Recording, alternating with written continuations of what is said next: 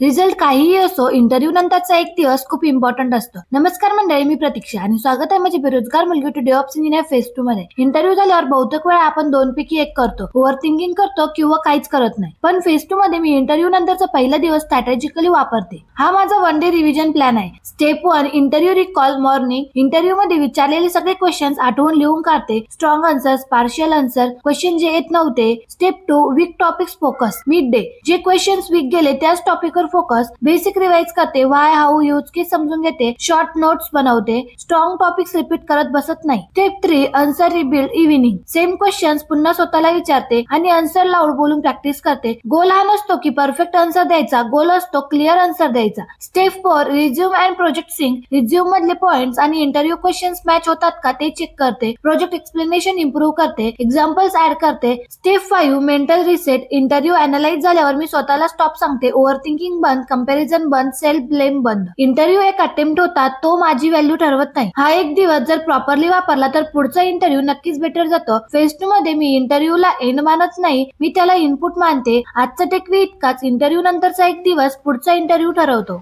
Follow करा माझी develops journey, कारण जर्नी अजून चालू आहे. बेरोजगार मुलगी to develops engineer phase 2. Tata.